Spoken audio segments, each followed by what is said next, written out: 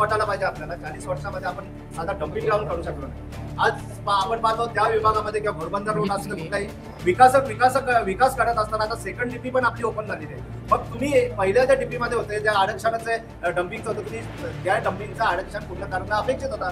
वास्तविक पाहता हे लोक जे पण केले 40 वर्ष झाले हे लोक अनलिगलच काम करतात. कुठलाही लिगल काम नाही. आणि आपल्या साधा बिल्डिंग तुट अनलिगल काम केलं तर तोडतात. ठीक आहे, निश्चित तोडत जरी असेल तर तिथे कायदेशीर कारवाई करतो. मग ह्या अधिकाऱ्यांवर कायदेशीर कारवाई का करतो? डम्पिंगमुळे काही अधिकारी आणि ठेकेदार मिळून हे सर्व म्हणे एक एक गाडीचा इथून ते कल्याण फाटा नेतात. कल्याण फाटावरून डायरेक्ट इथे भिवंडीमध्ये घेऊन जातात. फक्त पैसा कसा वाढेल इतकंच बघतात. 15 दिवस प्रत्येक 8 दिवसानंतर टेस्टरवाला नाटक करतो. मग त्याचं बिल कमी करणार आहेत का? मग बिल कसं काय निघतो?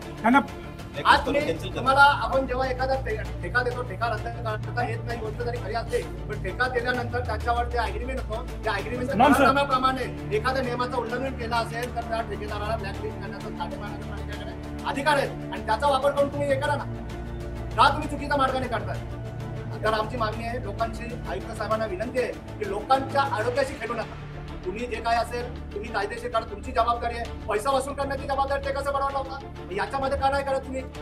मला माझी विनंती आहे का हे सर्व लोकांच्या आरोग्याशी खेळणं तुम्ही बंद करा.